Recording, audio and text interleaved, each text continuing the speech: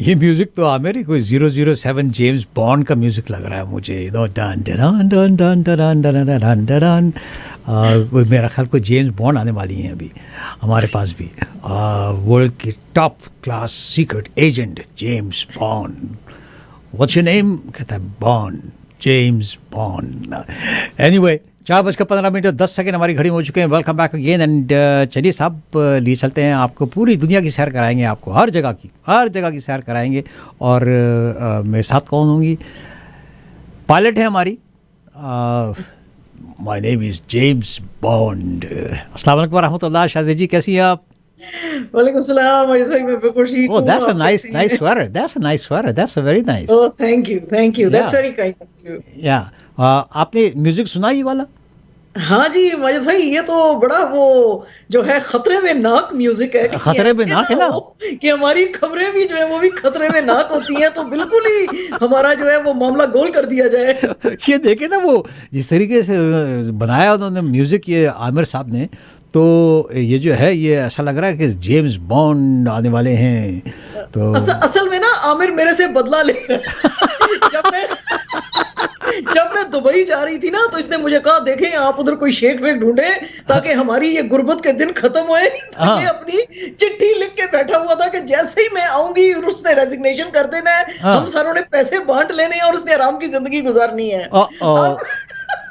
सारे ख्वाबों पे फेर दिया आपने। हाँ, अब चूंकि ये तो हुआ नहीं है, तो अब वो कह रहा है किसी तरह से इसका पट्टा गोल किया जाए। तो अब जेम्स बॉन्ड बना दिया जी।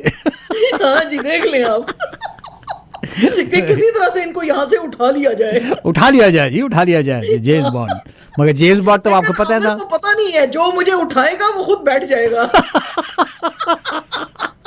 मगर एक और बात है जी शाज़े जी, कि जेम्स बॉन्ड तो, मैंने जेम्स बॉन्ड का नाम दिया तो जेम्स बॉन्ड तो हमेशा जीतता है। कभी आपने जेम्स बॉन्ड को मरते या मार खाते हुए देखा है? कभी नहीं, वो तो हमेशा जीतता है। तो भाई बस ये तो नादानियां है ना आमिर की, वो उसको पता नहीं है कि हम पितली गली में से बच के निकल जाएंगे।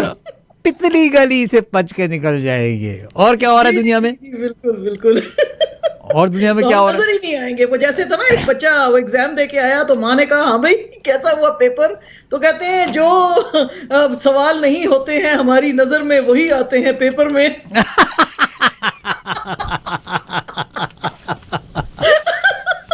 तो बस आमिर ढूंढता रह जाएगा, हम नजर नहीं आएंगे। बट ठीक है, हो गया, काम हो गया जी। हो गया जी। अच्छा जी, चलिए ठीक है माजिद भाई। एक तो हम जो बताते हैं हमेशा कि जी हमारी वेबसाइट पे जाएं, बड़ी प्यारी है, और इस पे आप लाइव न्यूज़ देख भी सकते हैं और सुन भी सकते हैं। फिर ब्रेकिंग न्यूज़ चल रही होती है इसके ऊपर, नीचे आपको नज़र आते हैं बहुत सारे जो हमारे कम्युनिटी के कुछ मसले भी होते हैं और कुछ कम्युनिटी न्यूज़ होती हैं, वो आप देख सकते हैं। फिर लाइफस्टाइल, मेडिसिन, हेल्थ और एंटरटेनमेंट की स्टोरीज आपको बहुत सारी नज़र आती हैं। यूथ जोन में हम स्टोरीज डालते हैं as and when they appear, और यानी कि जो हमारे पास आती हैं तो फिर हम उसमें डालते हैं। और इसी तरह फिर आप कनाडा और स्पोर्ट्स की खबरें देखते हैं, और राइट साइड पे आपको नज़र आते हैं हमारे इस स्पॉन्सर, और इस स्पॉन्सरों के बारे में हम आपको बताते हैं कि ये भी बहुत प्यारे हैं हमारी प्यारी वेबसाइट की तरह, तो इनको प्लीज आप थोड़ा सपोर्ट किया करें। ठीक है जी। तो बस मजिद भाई, इस कहानी के बाद हम अपनी असल कहानी जो है वो पा लेते हैं। हाँ, कहानी पाओ जी।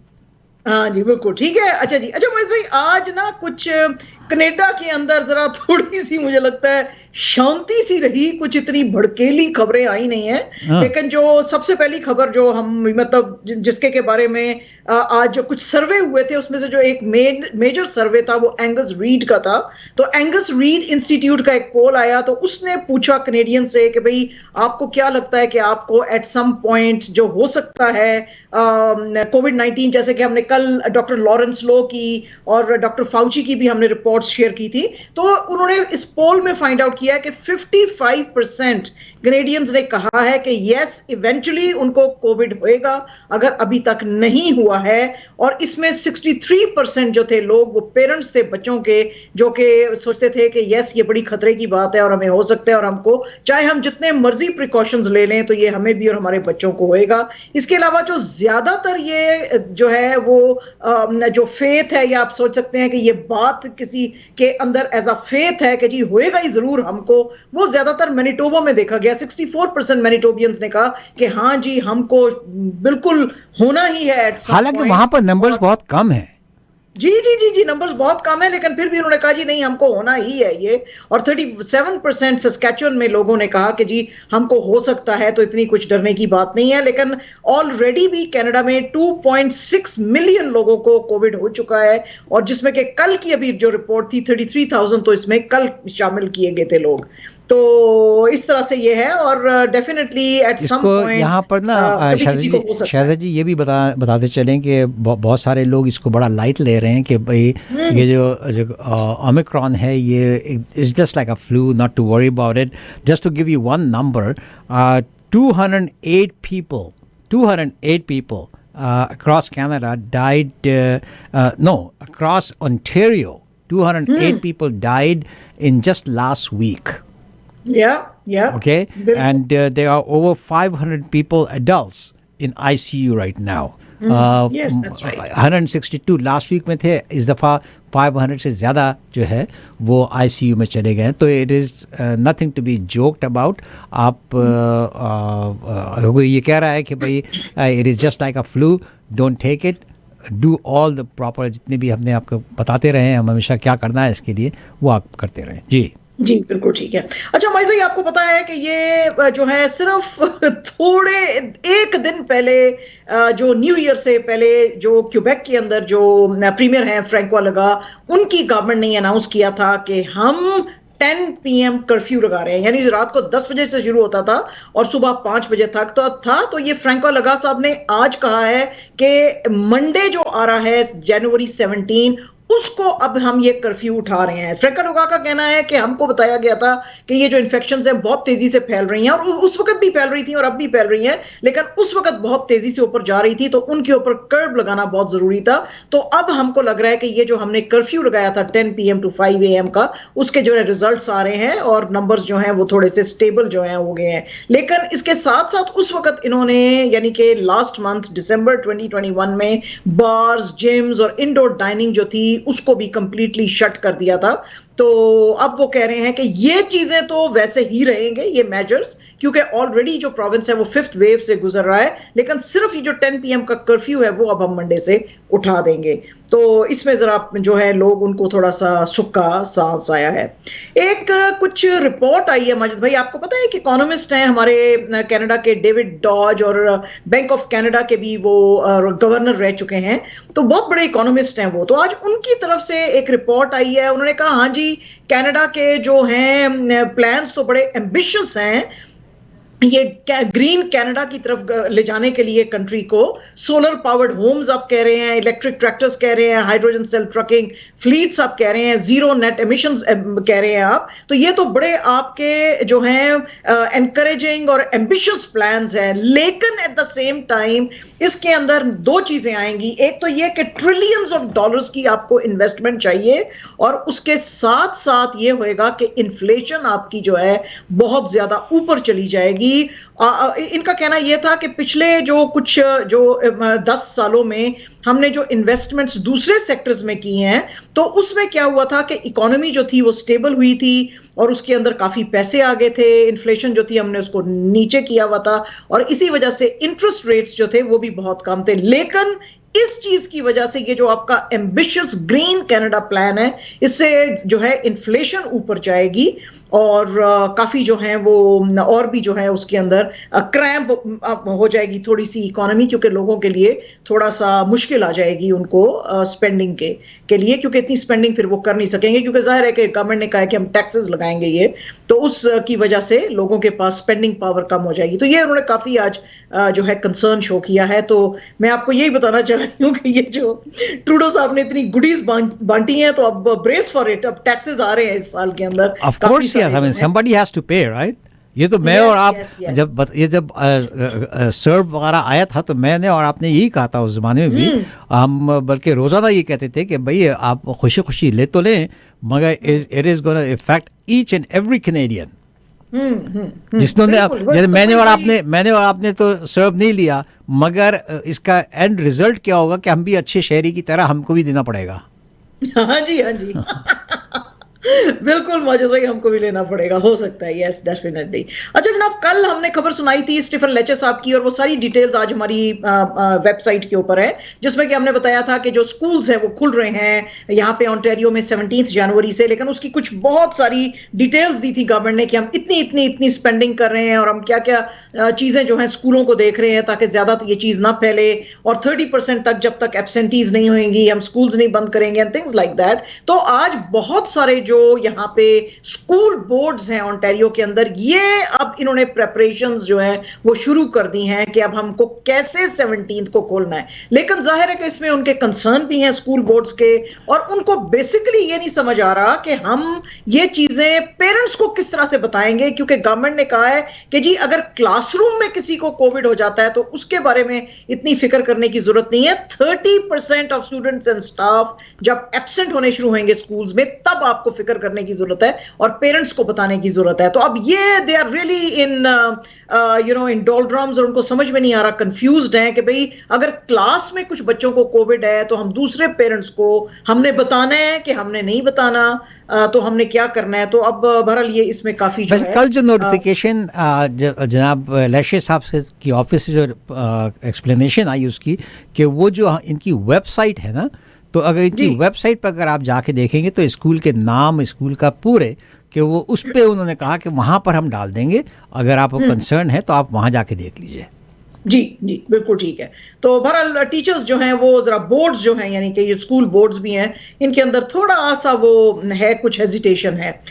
हल्टन पुलिस ने जी आज 2 सस्पेक्ट्स जो हैं उनकी तस्वीरें छापी हैं, और जो हमारा टीवी देख रहे हैं उनको वो उन लड़कों की तस्वीरें नजर आएंगी। वो ब्लू कलर की हुडीज पहनी हुई हैं और ब्लैक उनके चश्मे लगे हुए हैं और ब्लैक वो कपड़े हैं, तो वो उसमें, और जो है मुंह उनके जो है ढके हुए हैं। तो ये जो है ये लोग क्या करते थे कि ये जो व्हीकल्स के अंदर कोई चीजें पड़ी होती थी उसके अंदर ये उनको वो उठा लेते थे और चोरी करते थे। तो इस तरह की कुछ शिकायतें यहाँ पे हल्टन पुलिस को जनवरी 6 को आई थी, मेलविन एवेन्यू और चॉटवेल रोड के एरिया में, ओकविल में। तो उस दिन से ये पीछे लगे हुए थे और इनको पता चला कि कुछ चीजें जो है, कुछ क्रेडिट कार्ड्स चोरी किए गए हैं गाड़ी से, और फिर उनको जो है यूज किया है कन्वीनियंस स्टोर्स में, लेक शोर बुलेवार्ड वेस्ट इन टोबिको में। तो ये पुलिस उस वक्त से इनके पीछे लगी हुई थी और इन्होंने फाइंड आउट किया है कि ये लड़के स्टोलन गाड़ियां भी यूज कर रहे हैं अपने इस सब थेफ्ट्स के लिए। तो उन्होंने कहा है कि जी ये जो गाड़ी है, एक तो 2017 की वॉल्वो X690 है और इसकी ओंटारियो प्लेट है PHENIX88, और तस्वीरें भी उन्होंने छाप दी हैं। और उन्होंने जितने भी लोग हैं वहां पे उनको कहा है, सारी यानी जो हमारी जनता है उसको कहा है कि भाई इन लोगों को आप अच्छी तरह से देखें, पहचानने की कोशिश करें, और अगर आपको ये कहीं पे भी नजर आते हैं तो आप बताएं, स्पेशली मिल्टन के एरिया में, क्योंकि इनकी जो ज्यादातर कार्रवाइयां थी वहां पे जो है ज्यादा देखी गई थी। ब्रैम्पटन ट्रांजिट जो है जी, उसको बहुत ही ज्यादा स्टाफ की शॉर्टेज जो है उसका सामना है, and as a result very unfortunately 20 routes जो हैं वो लोग जो है ब्रैम्पटन ट्रांजिट जो है वो बंद कर रहा है, and it is going to be effective January 17 which is Monday. और उन्होंने कहा जी कि ये टेम्पररी सर्विस कैंसलेशंस हैं, क्योंकि हमारे जो यहाँ पे स्टाफ शॉर्टेजेस हो गई हैं और राइडरशिप बहुत ज्यादा कम हो गई है, जो कि हमारा मेन स्टे था जिससे कि हम पैसे कमाते थे, तो उसकी वजह से हमको ये बंद करना पड़ रहा है। लेकिन फिर भी हम चाहते हैं कि लोगों को इफेक्टिवली जो है सिटी के अंदर हर जगह पे पहुंचाया जाए। लेकिन ये डिटेल्स जो हैं 20 रूट्स की, ये आपको हमारी वेबसाइट पे भी नजर आएंगी कल, तो आप वो सारे रूट्स देख सकते हैं और फिर आप अकॉर्डिंगली अपने जो अगर आप यूज करते हैं ब्रैम्पटन ट्रांजिट तो आप प्लान उसके मुताबिक कर सकते हैं।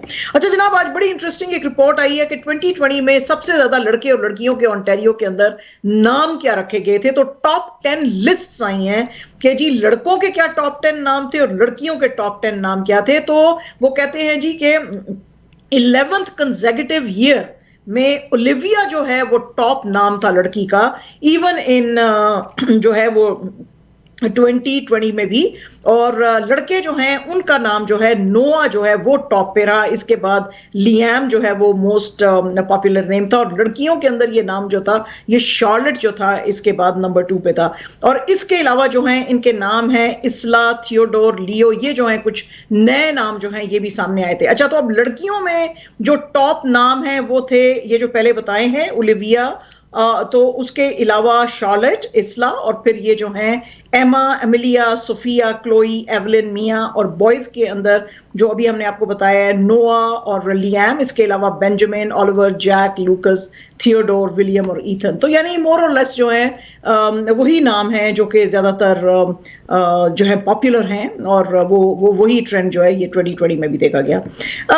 ट्रकर्स जो हैं जी लेबनान के अंदर आज उन्होंने बहुत बड़ा मोर्चा निकाला, और वो सारे ट्रकर्स जो हैं लेबनान की मेन रोड्स और हाईवेज के ऊपर जो हैं वो बंद करके उस पर खड़े हुए थे, और and they have called this a day of raise.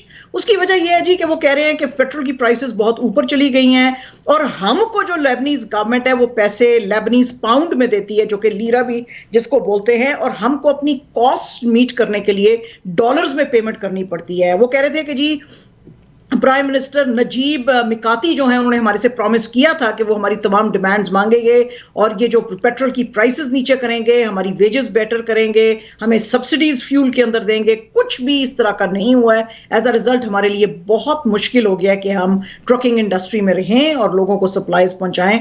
तो आज उन्होंने सब जो हैं वो जो मेन हाईवेज और रोड्स के ऊपर ये अपने ट्रक्स खड़े किए हुए थे, और ये बिल्कुल भी मूव नहीं कर रहे थे।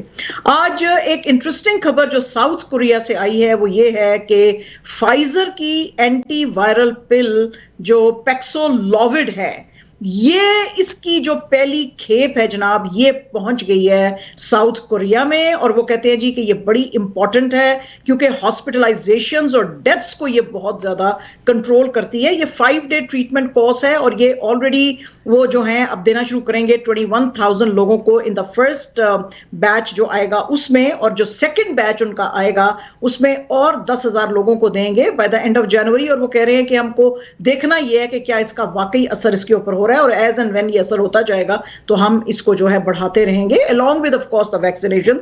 जो लोग वैक्सीनेशन लेना चाहते हैं वो तो अभी भी लेंगे, लेकिन जो नहीं लेना चाहते हैं वो ये पिल्स जो है वो ले सकते हैं। और खासतौर पर वो लोग जो बहुत सीवियरली बीमार हैं और जो हॉस्पिटल्स में हैं उनको शायद जो है ये ज्यादा रिकमेंड की अब जा सकती है साउथ कोरिया में। So this is something very interesting. इसके अलावा रॉयटर्स की आज एक रिपोर्ट थी जी, और उसके मुताबिक एस्ट्राजेनेका ने अपना एक नया डेटा सामने लेकर आए हैं।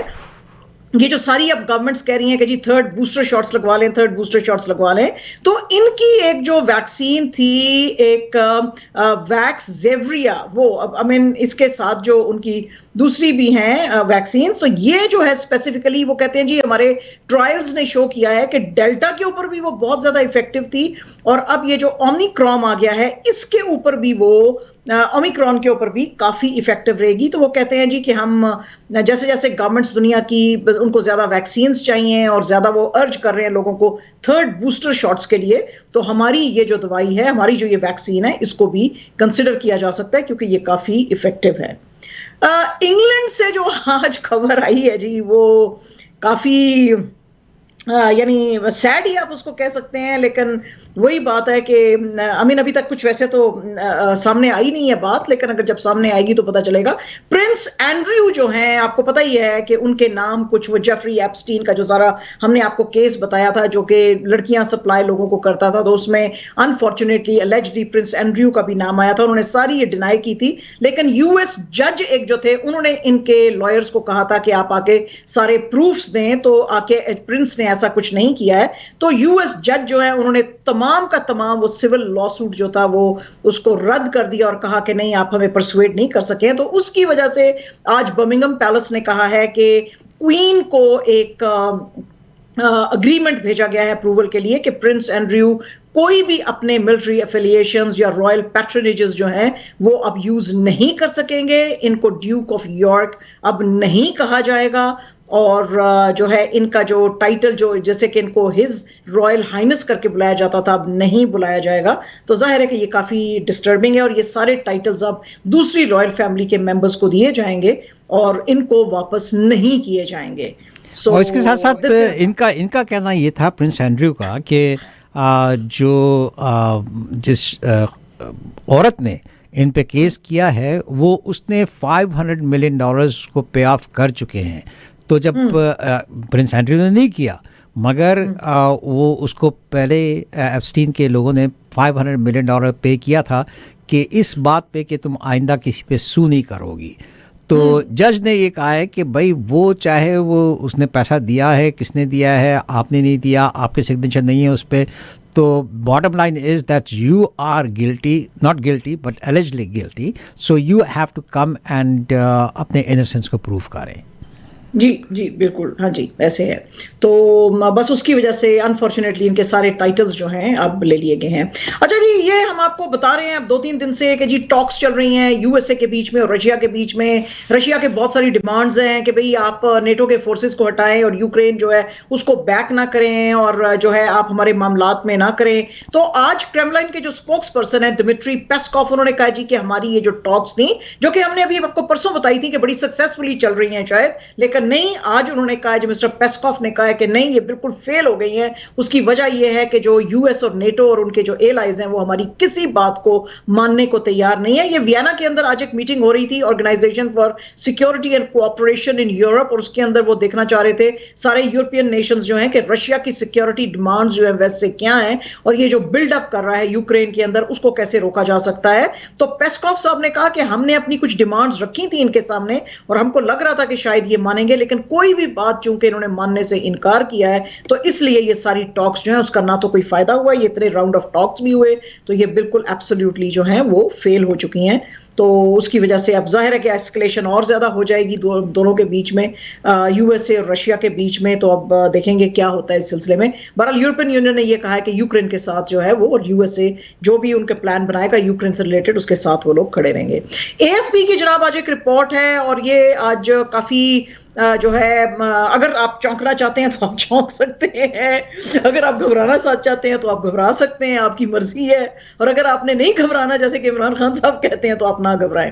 ह्यूमन राइट्स वॉच के एग्जीक्यूटिव डायरेक्टर जो हैं केनेथ रॉथ, उन्होंने आज एक बहुत लंबी 750 पेजेस की एक निकाली है, रिपोर्ट निकाली है on democratic values and decline of democratic values in the world. और उन्होंने उसमें कहा है कि ये कॉन्स्टेंटली देख रहा हूं मैं, और हम देख रहे हैं, हमारा जो अदारा है ह्यूमन राइट्स वॉच के जो बड़े बड़े चैंपियंस थे ये डेमोक्रेटिक वैल्यूज के, वो भी अब जो है ऑटोक्रेसी की तरफ जा रहे हैं। और अगर यही सिलसिला दुनिया में चलता रहा एक्सक्यूज मी, और डेमोक्रेटिक लीडर्स जो हैं वो ऑटोक्रेसी को ज्यादा करते रहे फॉलो, और इन्होंने ये वैल्यूज छोड़ दिए, तो दुनिया के अंदर काफी जो है वो एक फर्टाइल ग्राउंड जो है वो बन जाएगा बहुत एक्सट्रीमिज्म के लिए। इसके अंदर ये जो उन्होंने रिपोर्ट 750 पेजेस की annual report on human abuses in rights abuses in world में आई हैं, उसमें इन्होंने नाम बेसिकली लिए हैं चाइना, रशिया, बेलारूस और इजिप्ट का,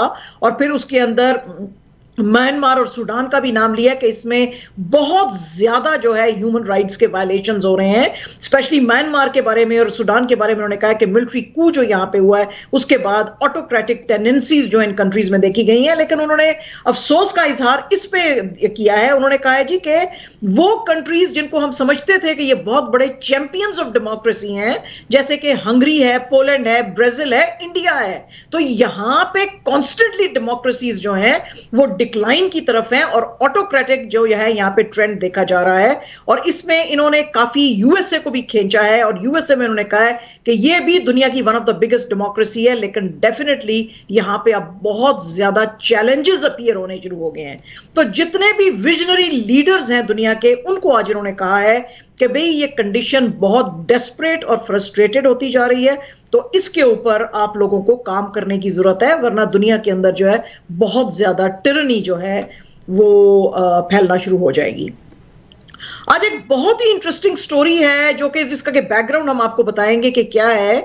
आज जो यूएस सेक्रेटरी ऑफ स्टेट है एंथनी ब्लिंकन साहब, वो एक बात कर रहे थे एक मीडिया से, और उसमें उन्होंने कहा है कि हमारे बहुत सारे जो यूएस डिप्लोमैट्स हैं जो कि दुनिया के डिफरेंट हिस्सों में हैं, लगाए गए हैं, जैसे कि Cuba, China, Vietnam, Colombia, Austria, Serbia, Germany, तो वहां पे इनको हवाना सिंड्रोम होता जा रहा है, which is a very mysterious neurological syndrome. अब ये हवाना सिंड्रोम क्या है और इसमें इनका क्या कहना है? अच्छा, ये कुछ अरसा पहले ये जो इनकी आज की प्रेस कॉन्फ्रेंस थी या जो इनके आज मीडिया से उन्होंने बात की है, इसका एक बैकग्राउंड है, और वो बैकग्राउंड ये है कि कुछ अरसा पहले वॉल स्ट्रीट जर्नल के अंदर एक पूरी रिपोर्ट आई थी और उसमें लिखा हुआ था कि बहुत सारे यूएस डिप्लोमेट्स जो हैं वो मिस्टीरियसली इल होते जा रहे हैं इन कंट्रीज में जिनका नाम अभी हमने लिया है, और ये ड्यू टू माइक्रोवेव रेडिएशंस जो है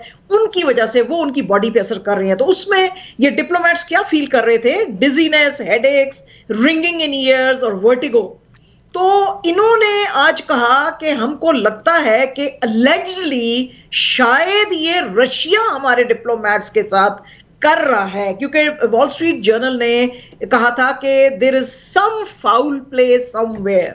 तो आज एंथनी ब्लिंकन साहब ने कहा जी हमने रशियन जो है उनसे बात की है कि वो तो नहीं कहीं ये कर रहे हैं, लेकिन हमारे पास प्रूफ कोई नहीं है, हम श्योर कोई नहीं है। लेकिन डेफिनेटली यूएसए के अंदर ये बड़ी कंसर्निंग बात है कि इनके टॉप डिप्लोमेट्स जो हैं वो बहुत ज्यादा बीमार होते जा रहे हैं। फॉर लास्ट 6 मंथ्स है जी, इस लास्ट 6 मंथ्स हमने आपने रिपोर्ट भी की थी इसकी।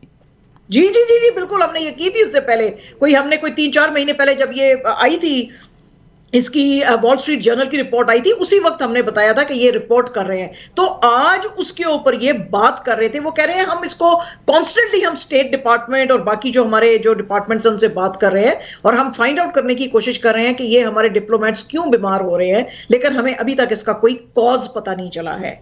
तो ये जो है ये मतलब इस तरह की बात अब सामने जो है आई। अब देखेंगे आगे ये क्या करते हैं। वॉशिंगटन पोस्ट की आज एक रिपोर्ट है जी, और इसके मुताबिक अमेरिका के अंदर जो कॉलेजेस हैं उनके अंदर जो एनरोलमेंट अभी ये लास्ट फॉल में यानी कि 2022 के फॉल में हुई है, वो 2021 के फॉल में जो हुई है वो बहुत ज्यादा डिक्रीज कर गई है। ये एक रिपोर्ट जो है वॉशिंगटन पोस्ट ने उठाई है national student clearing house research centre की, and according to Washington Post ये जो क्लियरिंग हाउस रिसर्च सेंटर है ये कह रहा है कि तकरीबन 2021 का जो फॉल था उसमें 3.1% अंडर ग्रेड जो एनरोलमेंट है उसमें कमी आई है, यानी कि 465,300 स्टूडेंट्स जो हैं उन्होंने नहीं एनरोल किया फॉल जो सेमेस्टर था उसमें compare to a year earlier, और जो अंडर ग्रेड जो है 2019 में जो था वो भी काफी जो है वो उस वक्त भी डिक्लाइन देखा गया था, लेकिन ये तो जो है काफी कंसर्निंग है। तो इस लिहाज से वो कहते हैं जी कि हायर एजुकेशन में अब लगता जा रहा है हौले हौले हौले हौले कि तकरीबन 1 मिलियन के करीब जो बच्चा है वो अब ड्रॉप करता जा रहा है और वो आगे नहीं जा रहा है। तो वो कह रहे हैं कि ये बड़ी थ्रेटनिंग ट्रेजेक्ट्री है, अगर बच्चे एजुकेशन नहीं लेंगे तो इतने बड़े मुल्क को चलाएंगे कैसे, क्योंकि ऑलरेडी जो है अमेरिका के लिए अब इतने बड़े मुल्क को चलाना काफी मुश्किलात का उनको सामना है, और बच्चे अगर पढ़ेंगे नहीं तो फिर मतलब कैसे ये मुल्क जो है उसकी आने वाले दिनों में उसका फ्यूचर संभालेंगे। तो ये बड़ी परवाह ना करें, उनको पाकिस्तान और इंडिया जिंदाबाद, हमारे बच्चे आएंगे यहाँ पर पढ़ लिख के वो संभालेंगे। जी जी बिल्कुल इंशाल्लाह।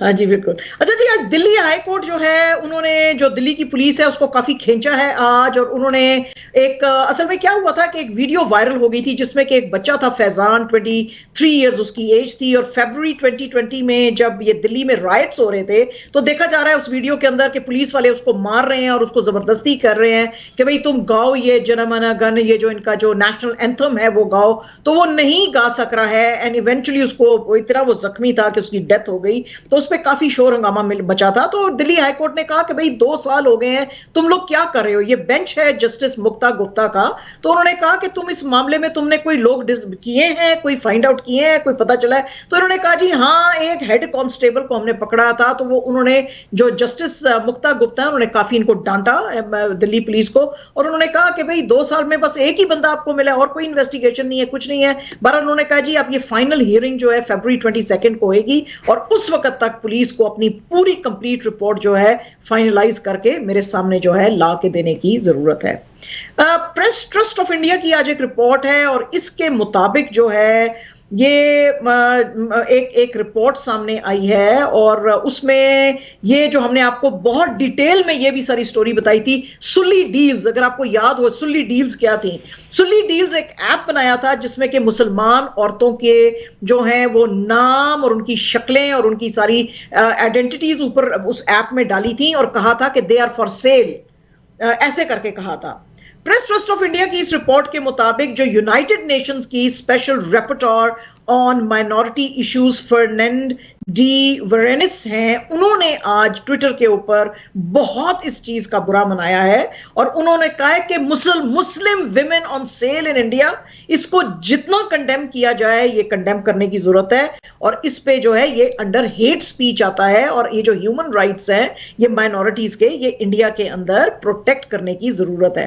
दिल्ली पुलिस कहती है जी कि हमने अमू करेश्वर ठाकुर, एक 26 इयर्स ओल्ड लड़का है और ये जो है बैचलर्स ऑफ कंप्यूटर ऐप की इंजीनियरिंग इसने की हुई है, तो वो इसके पीछे है। हमने उसको मध्य प्रदेश के इंदौर जो है वहां से हमने पकड़ा था और उसने कन्फेस किया कि हाँ, ट्विटर के ऊपर एक ऐसा ग्रुप था जिसमें कि हमने ये डिस्कस किया था कि मुसलमान औरतें जो हैं उनको डिफेम किया जाए इंडिया के अंदर और बगैर उनकी सहमति के, बिना उनसे पूछे उनकी तस्वीरें, उनके आइडेंटिटीज और कभी कभी डॉक्टर करके, वो जिसको आप कहते हैं मॉर्फ कर देना पिक्चर्स को, वो मॉर्फ करके कुछ बेहुदा लिबास और तरीकों में उन लड़कियों को प्रेजेंट किया गया था और कहा था कि ये फॉर सेल हैं।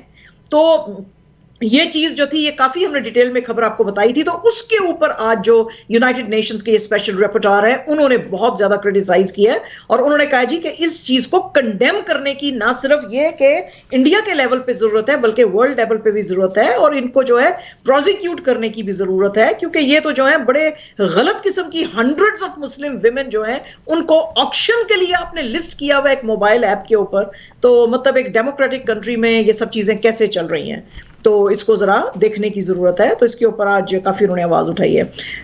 इंडिया के अंदर अफसोस की एक खबर जो आई है यहाँ पे ये कि एक बीकानेर गुवाहाटी एक्सप्रेस ट्रेन जो थी वो जा रही थी और वो अपनी पटरी से डिरेल हो गई और उसके अंदर 5 लोगों की डेथ हो गई और 45 जो है वो जख्मी है। इसके अलावा कुछ डब्बे जो थे डोमाहाली वेस्ट बंगाल के जलपिंगरी डिस्ट्रिक्ट के पास भी जो थे वो डिरेल हुए थे, तो उसमें भी जो है अब ऑफिशियल्स एक तो रेस्क्यू का काम जारी है वहां पे और बाकी कुछ लोगों को वो ढूंढने की कोशिश कर रहे हैं कि जख्मी जो है उन डब्बों के अंदर तो नहीं है, तो उनको निकालने की कोशिश की जा रही है।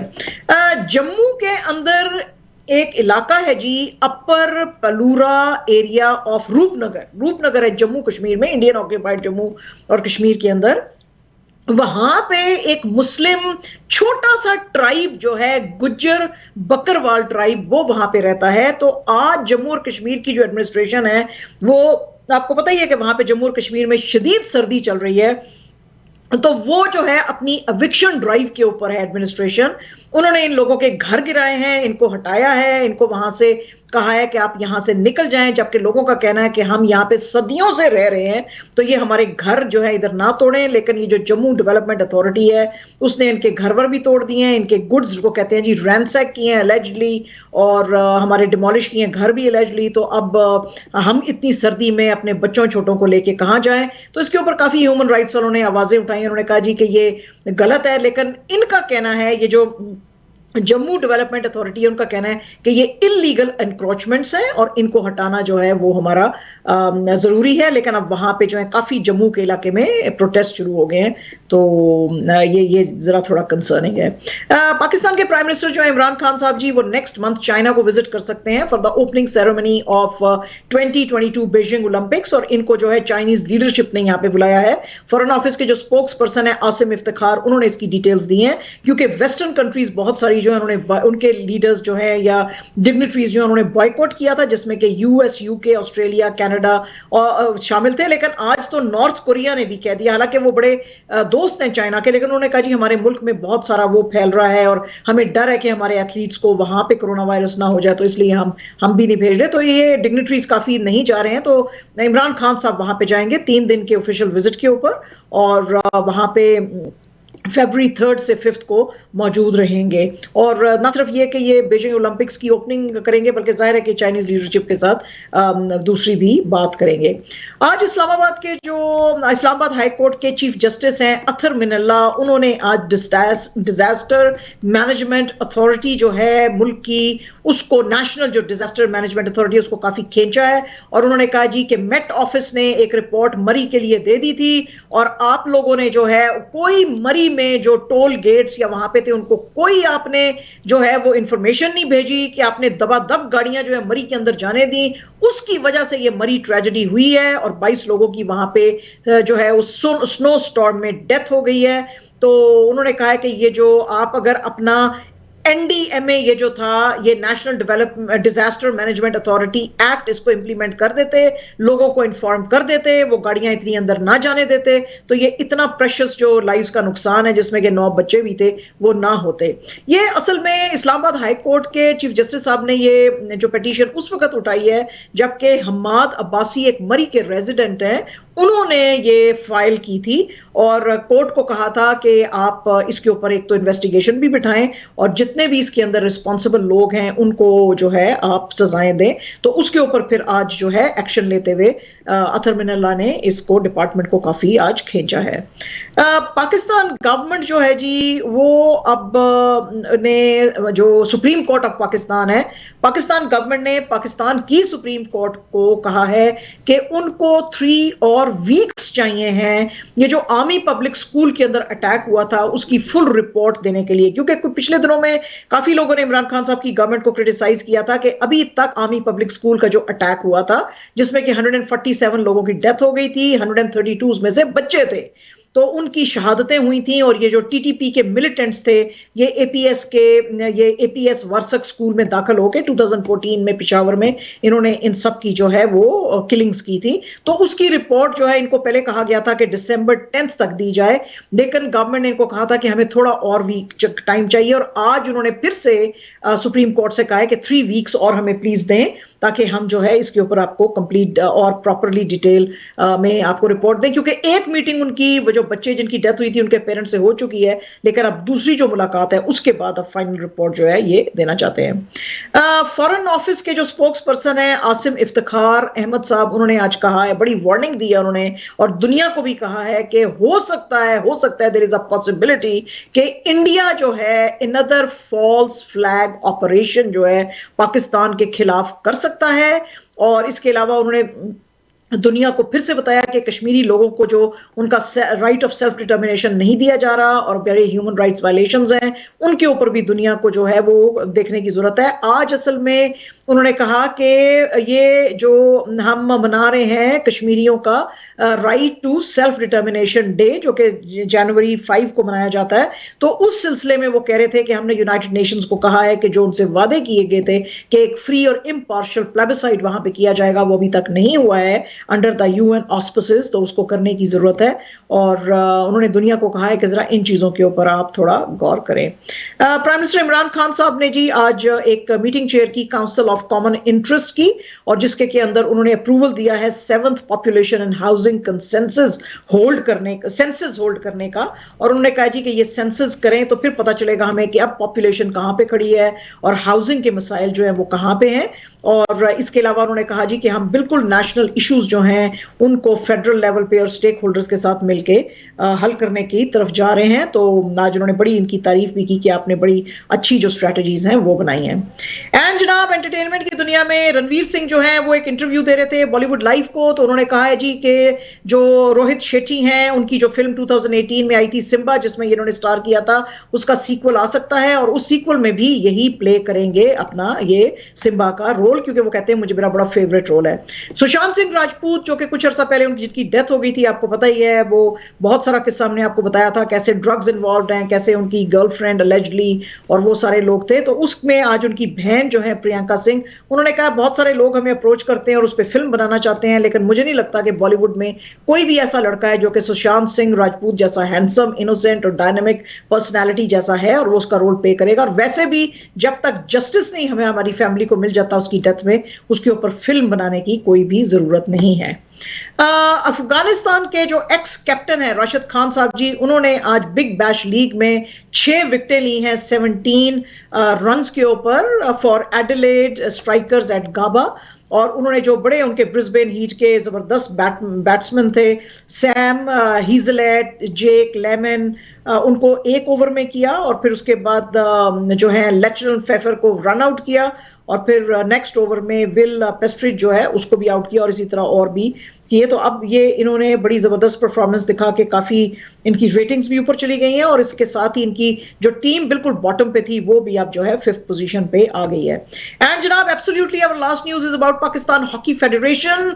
आज जो इनके प्रेसिडेंट हैं पाकिस्तान हॉकी फेडरेशन के रिटायर्ड ब्रिगेडियर खालिद साजिद खोकर, उन्होंने कहा है कि पाकिस्तान का 2022 का जो साल है बहुत ही हॉकी के लिए भरपूर है। सबसे पहले हम एशिया कप में मई में करेंगे पार्टिसिपेट, फिर उसके बाद 5 असाइड टूर्नामेंट में करेंगे जुलाई अगस्त जून में, उसमें स्विट्जरलैंड में, और फिर उसके बाद जो है हम लोग जुलाई अगस्त में हम और भी गेम्स के लिए जा सकते हैं सच एज कॉमन जो वेल्थ गेम्स हैं इन बर्मिंघम, फिर एशियन गेम्स आ जाएंगी हंगजाऊ में, और अगर इसमें हमने क्वालिफाई किया और गोल्ड लिया तो हम पेरिस ओलंपिक्स जो 2024 में हो रहे हैं उसके लिए भी हम खेल सकते हैं। आपको पता है कि पाकिस्तान ने हॉकी में सबसे ज्यादा गोल्ड मेडल्स जो हैं वो जीते हैं, 3 टाइम ओलंपिक चैंपियन है, लेकिन पिछले 8 साल से बिकॉज ऑफ बैड परफॉर्मेंस क्योंकि क्वालिफाई नहीं कर सक रहे थे तो Pakistan could not go at the international level. तो अब वो कह रहे हैं कि नहीं, हमारे पास बड़ा अच्छा चांस है, पाकिस्तान जो है हॉकी वो अच्छा करेगी। तो जनाब ये है हमारी आज की सारी खबरें, और अगर मेरे रिजल्ट्स कल तक आ जाते हैं जो कि आज भी मैंने मैसेज भेजा है स्विच हेल्थ को जो कि अभी तक आंसर नहीं आया उनका, तो अब देखेंगे अगर कल मेरा रिजल्ट वो शो कर देते हैं तो फिर इंशाल्लाह आपसे इन पर्सन लर्निंग होगी। यस, इन पर्सन लर्निंग होगी, इन पर्सन लर्निंग होगी, but we wish you all the best. You know what, it doesn't matter. मैंने उनको बताया माजिद भाई, मैंने उनको एयरपोर्ट पे कहा कि just about 48 hours before I did a PCR in UAE and that has come negative. तो उन्होंने कहा नहीं नहीं नहीं जी, ये तो हम रैंडमली लोगों को उठाते हैं और हमको करना ही पड़ेगा आपका। मैंने कहा जी फिर करें आप। अच्छा, जी जी जी बिल्कुल, क्योंकि मैंने जो था रात को बहुत देर में, रात को 1 बजे फ्लाई करने से एक रात पहले रात 1 बजे मैंने जाके अपना, मैंने और मेरे बेटे ने हमने पीसीआर टेस्ट कराए थे and the very next day morning में वो हमारे पास उसके रिजल्ट्स आ गए थे and they were negative and that's how you know we could sit in the plane and travel, right. मगर ये पता क्या है, this is on the other hand अगर हम देखें तो this is the protection for you and everybody around you. जी जी जी जी बिल्कुल ठीक है, वो तो है, but it's really taking too long, क्योंकि ये तो अब पाकिस्तान जैसे मुल्क में, वैसे तो मुझे कहना नहीं चाहिए, पाकिस्तान जैसे मुल्क में, पाकिस्तान के अब बड़े जबरदस्त हो गए हैं systems, with in 6 hours PCR का टेस्ट अब वहां पे मिल जाता है, विद इन 6 आवर्स। हम अगर टेस्ट होते भी कितने हैं ना, द अमाउंट ऑफ टेस्ट ये देखिए ना, आपके अमाउंट ऑफ टेस्ट, हालांकि बाकी पॉपुलेशन बहुत ज़्यादा है और सब कुछ है, मगर ये कि वहाँ पर टेस्ट कितने होते हैं और यहाँ पर टेस्ट जो है हर शख्स जो अमेरिका से वापस आ रहा है, और सिर्फ अमेरिकन को देख लें, जो अमेरिकन भाई इधर से उधर आ रहे हैं, वही चीज़ देख लें आपके तो हज़ारों की तादाद में होते हैं। तो यस, वो उनके लिए फिर सारे बॉर्डर्स पे, जितने भी बॉर्डर्स हैं उस पे एंड और जितनी भी फ़्लाइटें आ रही हैं वो सारी की सारी फ़्लाइटें, तो yes it is a burden on them, we should stand behind them and अगर आपका एक दिन और लगता है तो भाई घर बैठ के आप वो ताहिर भाई तो ले आए होंगे आपके लिए। कौन सा रेस्टोरेंट है वो आपका, कौन सा रेस्टोरेंट है? Village taste. Village taste ji, village taste का खाना तो आ गया होगा आपके पास, तो you not to worry about it. आराम से आप खाना पीना खाइए वहाँ पर और इंशाल्लाह we miss you and we definitely want to see you very soon. Okay ji, okay Majid भाई, I'll see you inshallah then tomorrow. इंशाल्लाह बाबा, शुक्रिया आपका, थैंक यू सो मच। और सब ये थी आज की खबरें, बकिया की खबरें इंशाल्लाह ताला कल फिर आपसे मुलाकात होगी। मगर इन द मीन टाइम आपसे एक गुजारिश एक इल्तिजा जो हमेशा करता रहूँगा कि अपनी दुआओं में हमेशा याद रखा करें। हम आपके लिए दुआ गो होंगे, आप हमें अपनी दुआओं में याद रखें। ख़ास तौर से हमारे दोस्त, हमारे भाई मुज़फ़्फ़र अली को अपनी दुआओं में ज़रूर याद रखें। उनके साथ वो तमाम लोग जो अपना सफ़र मुकम्मल करके इस दुनिया से रुखसत हो चुके हैं, अल्लाह सुब्हानहू व तआला उनके गुनाहों को बख्श दे, उनके दर्जात को बुलंद करे, उन्हें जन्नतुल फिरदौस में अता फरमाए। आमीन सुम्मा आमीन। बशर्त ज़िंदगी इंशाअल्लाह ताला कल फिर आपसे मुलाकात, उस वक्त तक के लिए इजाज़त, Allah Hafiz. Operates on an assigned frequency.